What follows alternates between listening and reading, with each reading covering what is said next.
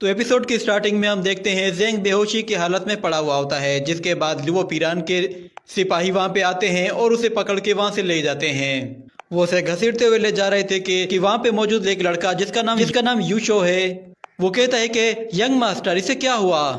तो उसके साथ ही मौजूद एक लड़का कहता है कि होना क्या था, इसने न्यू यंग मास्टर के सामने हीरो बनने की कोशिश की होगी, जिसकी वजह से इसकी पिटाई हुई है। तो यूशो पीछे देखता है तो पीछे ये वही लड़का था जिसने यूशो को धक्का देकर आगे फेंका था।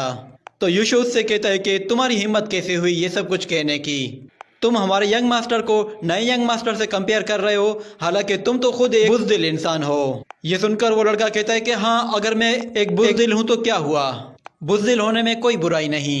हमारे जैसे लोग जो कि डर कर रहते हैं वही जिंदा रह पाते हैं। और वो ये भी कहता है कि अगर एक मर्तबा तुम यहाँ पे कैद खाने में आ गए तो फिर अब पूरी जिंदगी तुम्हें यहीं गुजारनी होगी। और हाँ, आगे से तुम जब भी स्पेयरिंग ग्राउंड में खड़े हो तो प्लीज मेरे सामने मत खड़े होना। और दूसरी तरफ शेंगजी वो लुओ फेंग को लॉक करके कहता है कि तुम्हारे जैसे लड़के को टॉर्चर करने के लिए ये जगह बिल्कुल ठीक है। तो लुओ फेंग कहता है कि हमारे टाइम में ये जगह एक वाइटल लोकेशन हुआ करती थी, मगर इन लोगों ने तो इसे एक जेल में कन्वर्ट कर दिया है। ये कहकर वो अपने रुमाल को पानी में फेंकता है, जिसके बाद वो उसी रुमाल से अपने जख्मों को साफ करने लगता है। और लुओ पिरान के बारे में कहता है कि मुझे यकीन नहीं आ रहा कि उस एलेक्सियर की वजह से लुओ पिरान बोन रिफाइनमेंट के बिल्कुल टॉप पे आ चुका है।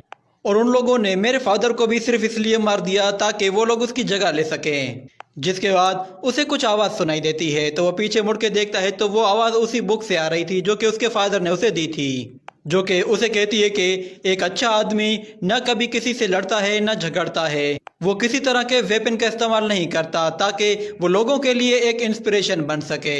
और जब कोई अच्छा आदमी किसी मुश्किल में पड़ जाता है तो वो अपने दुश्मनों को मुंह तोड़ जवाब देने के बजाय उनसे नरमी से बात करता है। इसी के साथ हम देखते हैं कि उस बुक के अचानक से पन्ने पलटना शुरू हो जाते हैं और उससे रोशनी निकलती है, जिसके बाद उस बुक के सभी वर्ड्स बाहर आ जाते हैं और ज़ेंग के सामने वही जुमले दोहराने लगते हैं। मगर ज़ेंग को ये बातें समझ में नहीं आती और वो कहता है कि बस बहुत हो गया।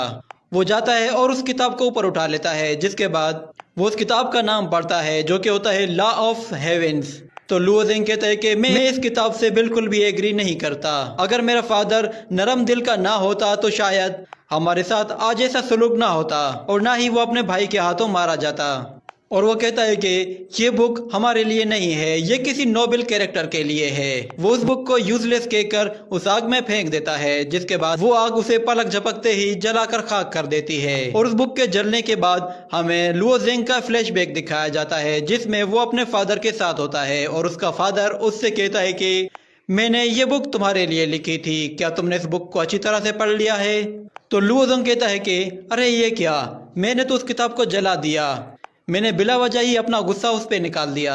जिसके बाद हम उस आग की तरफ देखते हैं कि उसमें से कुछ चमकीली चीजें बाहर आने लगती हैं। वो कुछ और नहीं बल्कि उस बुक के सारे वर्ड्स थे, जो कि एक एक करके सब वहां से बाहर आ रहे थे। और लुओ ज़ेंग को इसके बारे में कुछ भी पता नहीं था, तो वो वर्ड सारे के सारे उसकी तरफ तेजी से आगे बढ़ते हैं और लुओ ज़ेंग उनको देखकर वहां से हट जाता है। मगर वो देखता है कि कुछ वर्ड उसकी चेस्ट पे चिपक चुके हैं। वो उन्हें उतारने की कोशिश करता है, मगर देखता है कि वो नहीं उतर रहे।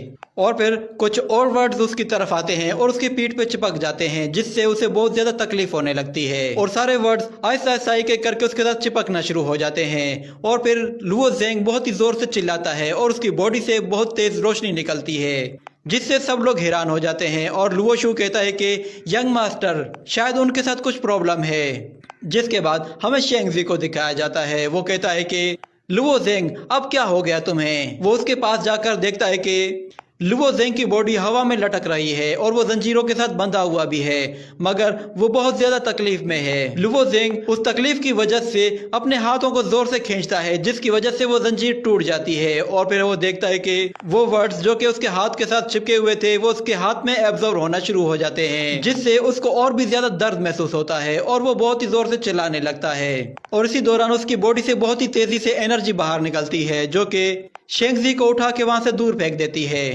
और दूसरी तरफ हम देखते हैं लुओ वो इस सारे प्रोसेस से बहुत ही ज्यादा थक चुका था और बेहोशी की हालत में नीचे पानी में गिरने लगता है। लुओ ज़ेंग जैसे ही पानी में गिरता है तो वो पानी की गहराइयों में जाने लगता है, जिसके बाद उसे एक आवाज सुनाई देती है। ये आवाज असल में एक ड्रैगन की थी, जो कि एक अज़ूरा ड्रैगन है।